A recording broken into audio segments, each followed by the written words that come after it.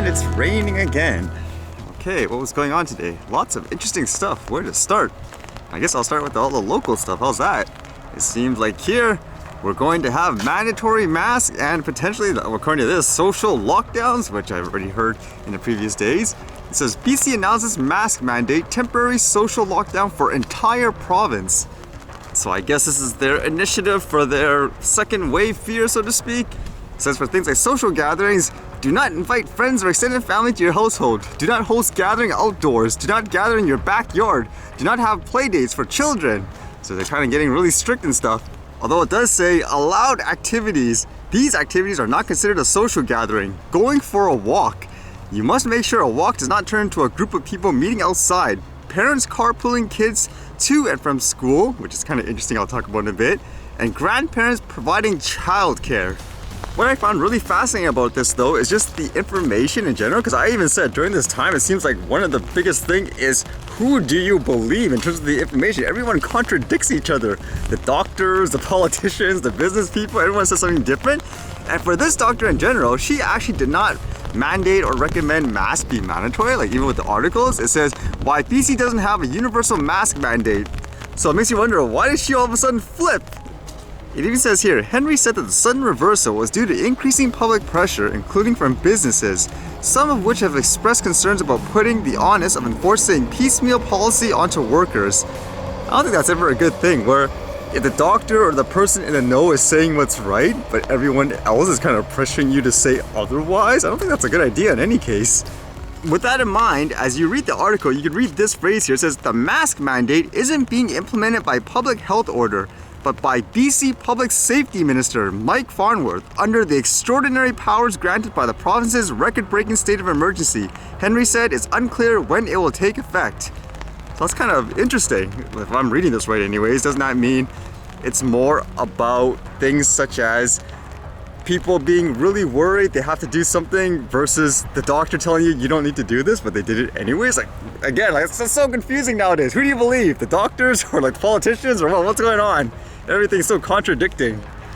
As usual, there are exemptions, they said. People who can't wear it for health reasons don't have to, which makes you wonder, how can you tell? Because a lot of people will just immediately just prejudge people, saying, oh, you're not wearing one, without understanding the whole story. So that'll probably create some fights and stuff, unfortunately. And the other interesting thing is apparently schools don't have to wear masks, like the kids. And it makes you think too, because there people would argue, what are you talking about? Save the children. But the logic is, I guess for a lot of kids, it's just too distracting. It's their lungs and stuff aren't as developed, I think. That's from my understanding. And they said if you do that and mandate kids have to wear a mask, or at worst say, nope, everyone has to homeschool now, they said that would pretty much destroy the economy. Because imagine kids, if they have to stay home, that means the parents have to stay home. But a lot of parents, they work regular 9-to-5 jobs. So imagine them not being able to work now, having to stay home with the kids, everything will be destroyed. So it kind of shows you there's an incentive not to say, we're gonna mandate it in this instance, because you don't really have a solution to handle everything else with the way the economy and stuff works, I guess you could say. I think that should be true overall when you implement anything like lockdowns or whatever during these times. You have to factor in everything, which is the difficult part. So to me, it's always surprising when you see one side always say, yes, 100% like this, when they don't really think about the whole picture in general. As I mentioned before, we'll have to wait and see in the future. Historians can look back to see who got it right and who got it wrong, I guess. With that all in mind, it actually made me think of this article I read. It was published by DJI, and from what I gather, it was about numbers and data with drones against manned aviation in terms of safety from their perspective on how they say is the safest form of aviation. This one says, you already knew drones are safe. Here's more proof by the numbers. Drones are the safest form of aviation the world has ever known. That's a bold claim, but it's true. At DJI, we know this because we've done the math. Take a look yourself. So their argument here is basically with all the negative news, the fear-mongering, crashes, what does it really mean compared to other forms of aviation? And it's kind of interesting how they even mentioned this. Their data obviously comes from their users, but with all the talk about how Chinese drones and stuff spy on you, they make it clear. It says only about 35% of our users choose to do that, but that's enough to draw some conclusions. It says in the United States in 2019, the users who chose to share data with us conducted 9,632,454 flights. averaging 7.1 minutes each. Extrapolating from that 35% to our entire user base on DJI Go and DJI Go 4, we estimate they flew 27.5 million flights. But that's not all. We conservatively estimated that about 50% of DJI drone pilots use other flight control apps, whether from us or from our software development kit partners such as Drone Deploy and Measure. Adjusting for that factor, we estimate DJI drones flew 31.6 million flights in the US last year. Plenty of people fly drones from other manufacturers. The FAA says DJI products comprise only 36% of American drone fleets. Taking that into account implies there were 87.8 million drone flights in the US in 2019. That's kind of an interesting number. I thought it would be bigger, but actually that's for the perspective as well, because there's so many other things that they classify as a drone, so to speak, like even toys and I guess model aircrafts. So that's something to think about as well. It actually makes me think too, because there's a lot of people here, for example, very commercialized people, like say a drone school, like the bad ones. They basically encourage over-the-top regulations here. They actually don't factor that in terms of drones, in terms of toys, model aircrafts. All they think about, actually, funny enough, is like DJI drones, because to my understanding, a lot of them actually started, for example, like those, I'll call them the quote bad schools. Maybe they started with only a pilot type of school and they saw drones as an opportunity to make money, so that's their only real experience with a drone. So that's something to think about too when you're thinking of regulating drones. So with all that, they kind of summarize it by saying this makes UAS unquestionably the safest form of aviation the world has ever known. By comparison, in the United States, general aviation experiences a fatal accident rate of 1.029 fatal accidents per 100,000 flight hours. Although reducing accidents to zero is always the aspiration, the GA accident rate is deemed an acceptable level of safety with no calls for tightening regulations from the public, Congress, or regulators that we have seen. If small UAS were to have such an accident rate, representing an equivalent level of safety as general aviation, there would be 103 fatal drone accidents each year. There are 0. That's a really interesting point, because people often say as well, for all this fear-mongering, the news and stuff, you need this, where are all the deaths? I could argue there's been actually more deaths as a result of things like, for example, dumb regulations, because it stops people from saving lives. Just like that real example that I used, where I could have used it actually to help find a missing person. But because of things like fear-mongering and stuff like that, where people's information are like, oh, I guess we can't use this stuff because they're deadly or whatever.